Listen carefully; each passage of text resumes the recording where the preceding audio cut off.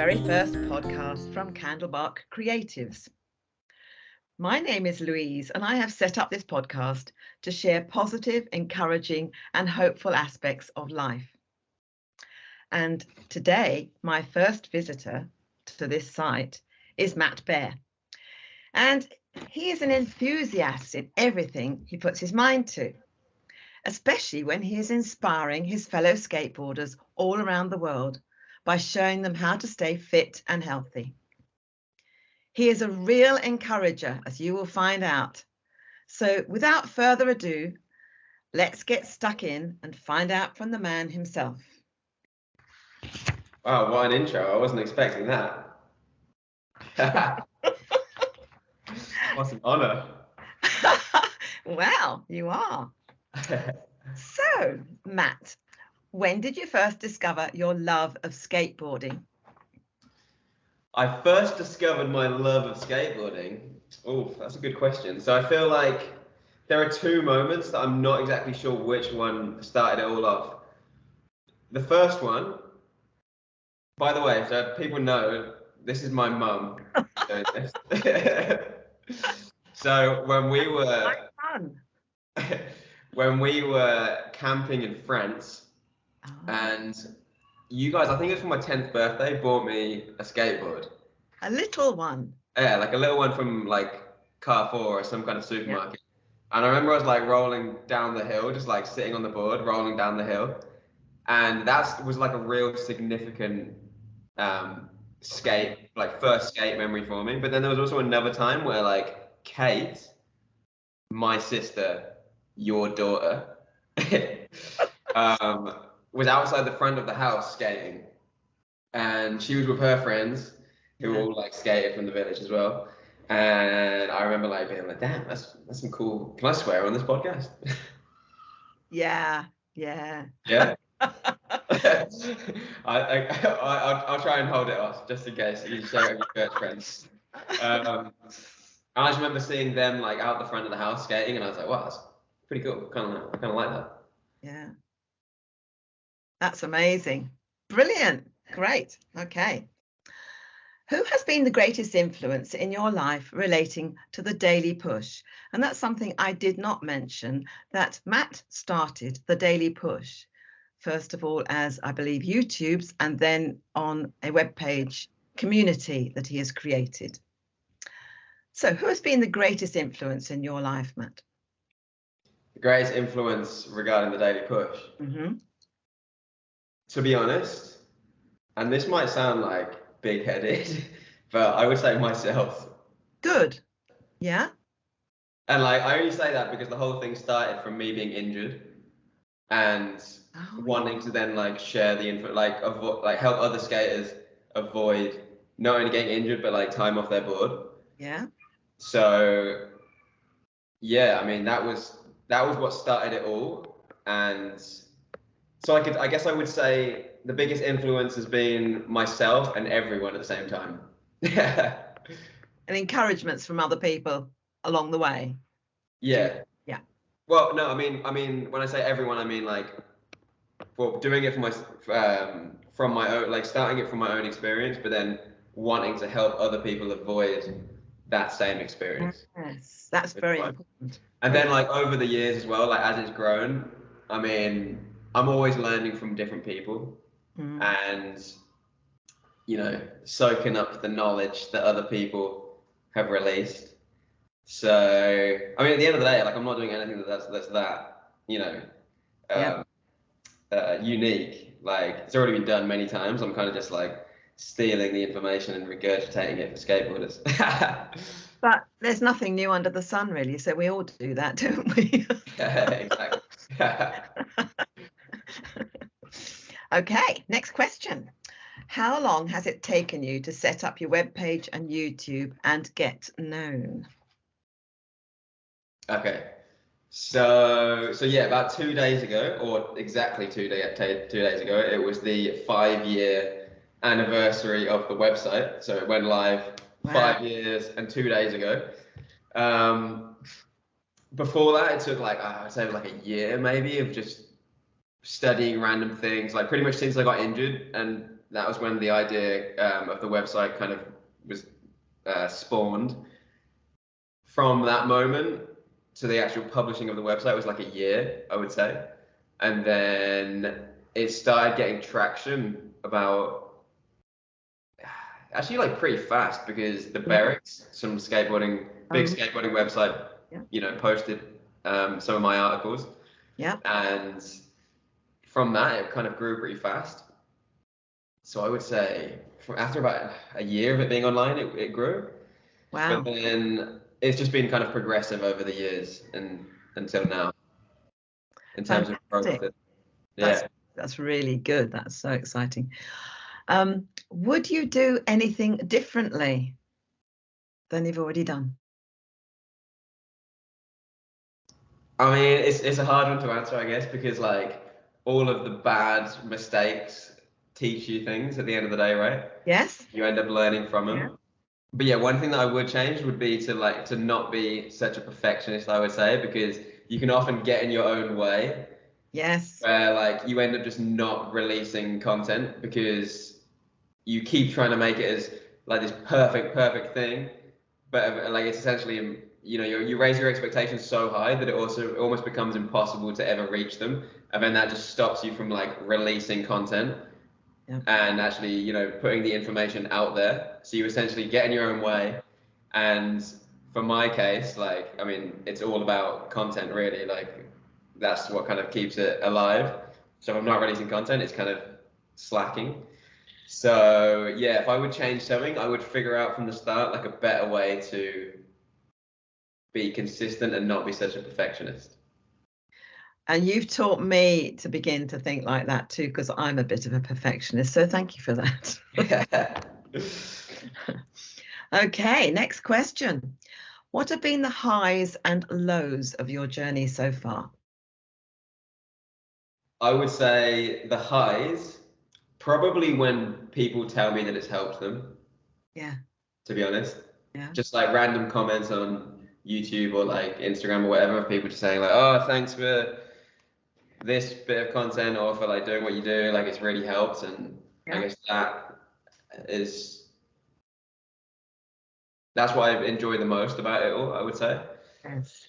The lows, I mean, there's been a lot of stress. Okay, the lows, I would say filming videos. So for me, filming videos was like some of the most stressful moments of my entire life, especially in the beginning.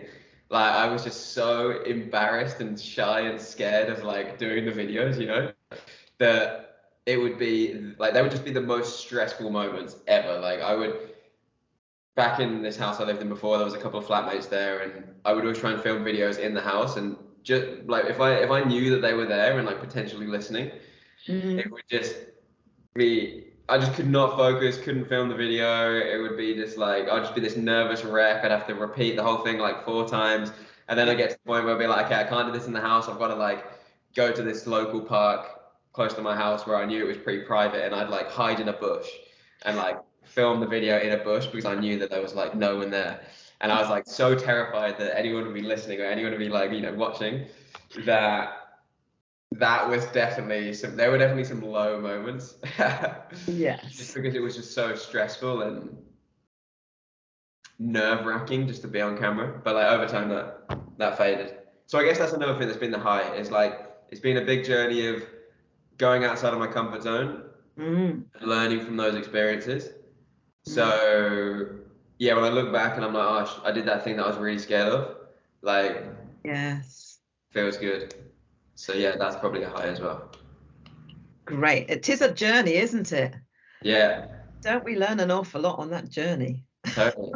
Oh, that's brilliant. Well done. Okay. What keeps you going in the ups and downs? What keeps me going? Oof. Well, I mean, I guess that's always changing depending on the situation. Right now, what's keeping me going in the ups and downs is knowing that the ups and downs are an essential part of life, and like every single thing in life has this wave-like nature where, sometimes you're killing it, sometimes you're doing absolutely terrible, and just knowing that like those downward parts are just like an unavoidable part of life, and they're not going to last forever. You're going to eventually get over them, and there's always like a lot to learn in those moments. So we often think like, oh, you've got to run from the bad times or the low times, or like avoid your negative, so to speak, emotions. But I'm starting to realize like, nah, you know, we should accept them, and there's nothing bad about them. It's totally okay to feel negative emotions every now and then, and there's a lot to learn from them. So yeah, right now, accepting that wave-like nature and realizing that it's okay to not always be killing it. Yeah. Me going. It is a roller coaster, isn't it? So the lows are actually going to help you get to the mountaintop, so to speak. Exactly. And it builds a resilience, doesn't it, as well? 100%. 100%. That makes our character. There you go. Yeah. Brilliant. Wow. That was a good answer. Yeah, I'm surprised myself with that one. Don't be, you're amazing. Okay. What would you say to anyone wanting to start an online presence like yours? Stop thinking. Start. I am. I'm doing it. This is the very first one. There you go. This is it. Absolutely killing it. When you messaged me today, and when I messaged you today, and I was like, oh, should we do it today? Were you thinking like, oh, I don't know if I'm going to be ready. I don't know if I'm going to be ready. You were, right? I knew it. I had done some questions previously, so I wasn't too panicky. Yeah, but I mean that's what I would say is don't think, just do it. Yeah. And you figure out how to, do it better along the way. Yeah. Yes, you have to start little steps. Right. And grab hold of that fear and run with it. Exactly. Yeah. Exactly. You can't avoid the fear. It's always going to be there. It is, isn't it? I mean, I've found that all the way through my teaching life. Actually. Right, there you go. Like something like teaching, that would terrify me. Yes. So I behind the camera because no one else there. Sometimes. Huh? It did me too as well. Yeah. I can tell you a few experiences of that.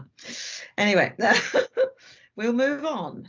What would you say to someone wanting to learn to skateboard? Do it. Yeah, do it. Have you got any sort of particular tips for somebody who's a real novice, either young or old? I mean, it was so long ago since I started. Like nowadays, like people often ask me, like, "Oh, how do you do this trick?" And I'm kind of just like, I don't know. Like my body just does it, Yeah. But I would say just spending as much time on the board as possible and taking it slow, like literally slow, as in don't just start going like really fast on the board because you're probably going to stack it. But yeah, just trying to spend a lot of time on the board, get comfortable with it. I mean, people start on like grass. You could start, on the carpet, for example, without even the trucks on. Yeah, I mean, yeah, that's like real basic level. I mean, but if you're on the carpet, like you'd be fine with the wheels as well. And then you could start, maybe you could progress to the kitchen floor where it's a bit, of that like spongy material, isn't it? Like the little, what's that kind of like rubbery spongy material?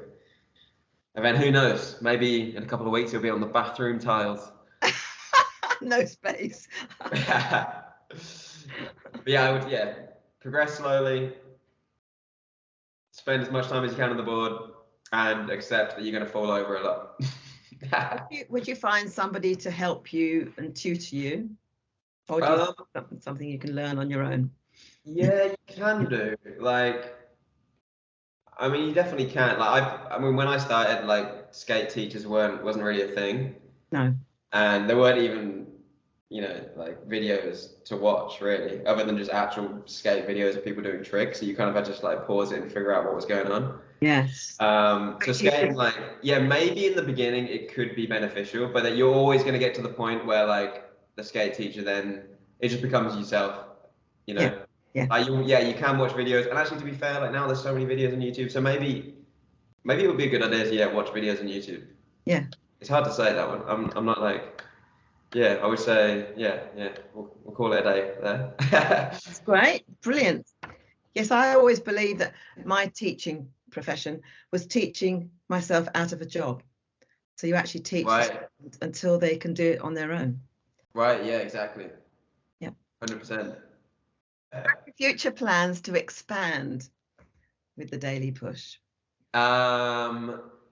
Yes, I have. I mean, it's a never-ending expansion, I guess. I've just got this vision of it being like this perfect resource where, maybe that's not the right word, but a good resource where skaters can go and just find everything that they need to just live a healthier life and train for skating. And for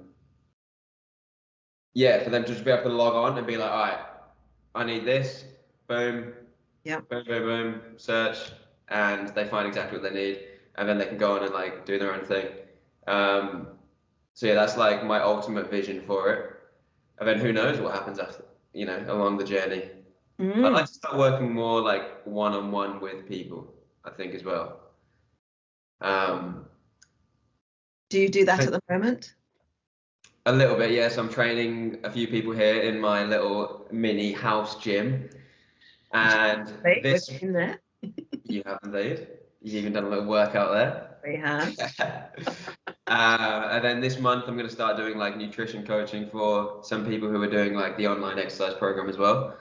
Brilliant. What is that exercise program? So I've got 2 skate training programs up on the website for sale. There's like a 12-week one, which is more of like a body weight, home-based kind of training program, which just teaches you all the basics about training, and it's really like a beginner's program. Yeah. And then the NBD Elites, which is like a year-long program, which is basically like the NBD 12-week on steroids. So it is for beginners as well, but there's also for like more advanced people. So like I'm doing it myself. And when I say advanced, I mean like advanced in terms of experience with training, not skating. It can be for any skate levels. And yeah, it's just like a much more in-depth program that in reality, you wouldn't really need another program after this. You could literally just do that on repeat for the rest of your life. And Fantastic. Brilliant. Yeah. Well, we did our exercises this morning, you'll be glad to hear. Very nice. Very nice. Okay, now we're slightly changing tack. How do you overcome the fear of doing a really challenging trick? Oh, so it's a good question. I feel like it's an answer that with many facets. Is that the word? Facet? Yeah. Yeah. I mean, it comes through experience. So like learning the trick, knowing that you can do it, that's gonna in your mind. Exactly, in your mind, but as well, I mean, yeah, believing that you can do it in your mind, for example. Also progressing, so not just going for like you're skating stairs, not just going for like a 10 stair, starting off at like a 5 stair, for example, and then gradually building your way up. But one other thing that I think for me personally has really helped, which is maybe not such like an obvious one, is just training yourself to be more resilient in everyday life.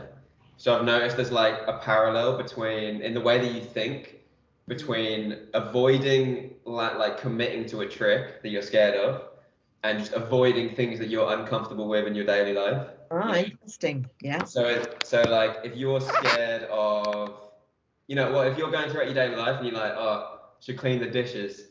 They haven't been cleaned in like 3 weeks. And you're only like, oh, nah, suck it. It's already been 3 weeks now. Another day is not going to do anything, Just that like little bit of avoidance is a bit of discomfort around the idea of doing it, right? You've got to just push yourself just a tiny little bit to overcome that discomfort and like do that job that like no one wants to do. Or it could be like a cold shower, for example. Like no one likes a cold shower. There's always going to be that thought of discomfort, like, oh, I don't want to do it. I want to avoid it. And you can choose. And okay, with skating, then it's the same. If you're like going to try that big trick, that trick that you're scared of, you're maybe not going to land on your board because of that same process of like, oh, it's scary. I'm avoiding discomfort, which in your body's mind at least is getting injured. So if you train yourself to be able to still act in those like safer environments, which is just like your non-skate life, cleaning the dishes, making your bed, having a cold shower.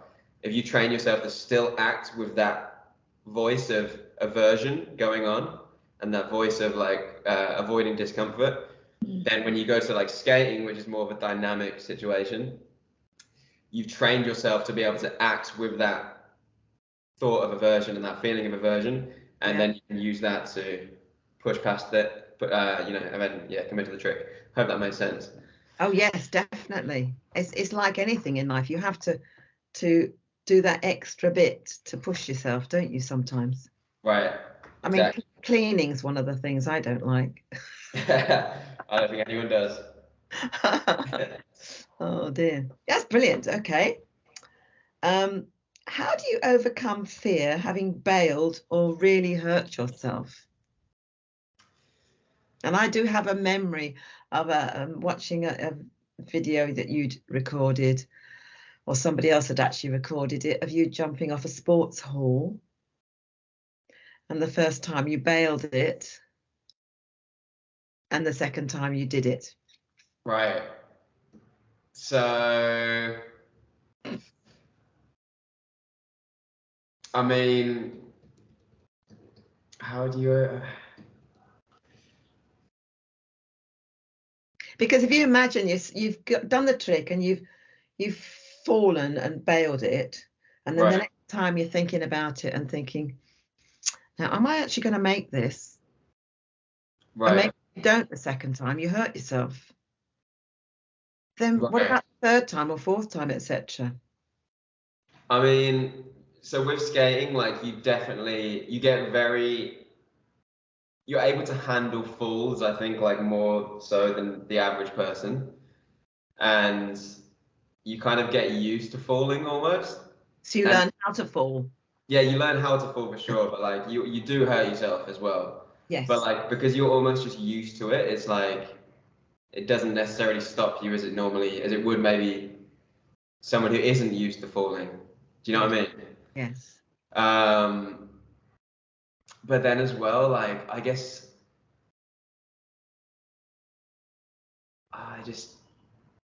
I mean, if I'm okay, there's a difference though. Like if I have a really bad injury, like an ankle sprain, obviously, like I'm not gonna try that trick again on that day. No. Yeah. And it's gonna take a while to then like, not have fear around that trick next time I go and do it. But what I've found for like those more serious injuries is like you just gotta do it and not wait so long that then it becomes this big deal. Just like as soon as you can get back to it, just like go again. Otherwise, it's just going to be this huge thing. It'll be much harder to overcome. Yes. It's getting back on the horse when you've hurt yourself. Exactly. Get back on the skateboard. That's it. Now, I think probably you will have answered this one really in all the lovely answers you've given me already. What contribution do you feel and hope the Daily Push can make to other skaters?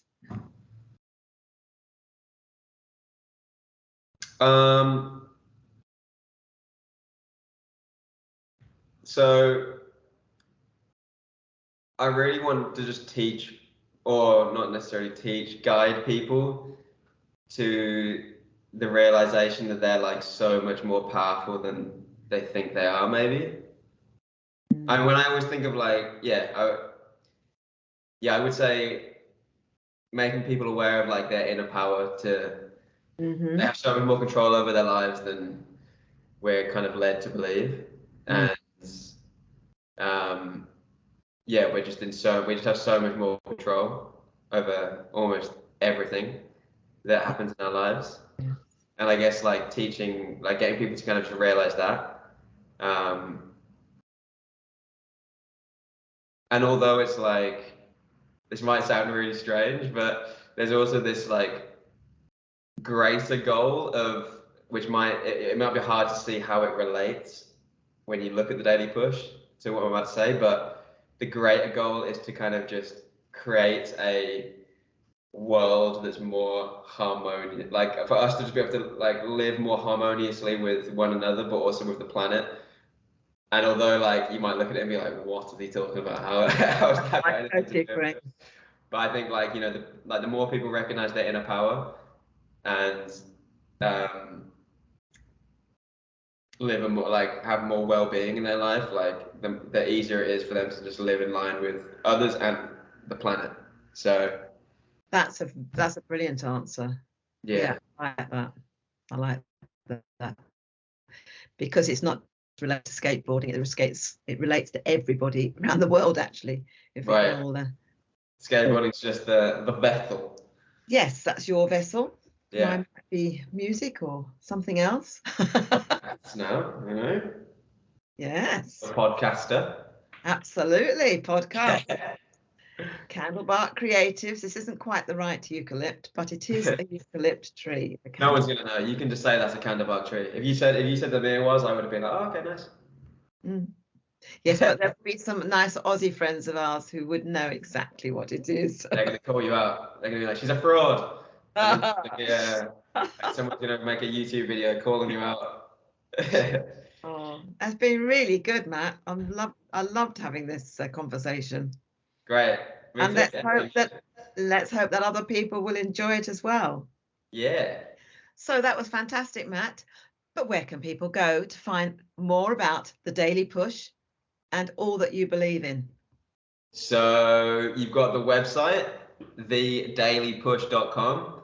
That's the main spot where I put up pretty much most of the articles and the videos. You've also got on YouTube, if you just search The Daily Push as well, you'll find a lot of videos there too. And Instagram, which I'm kind of slacking on, but if you want to check Instagram as well, it's at the.daily.push. And that's it. Brilliant. So that's really good. Thank you.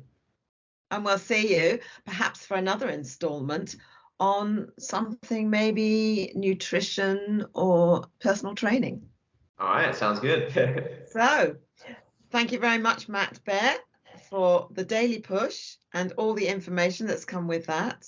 Nah, thank you. Out and saying goodbye to all you who come to watch our podcast, Candlebark Creatives.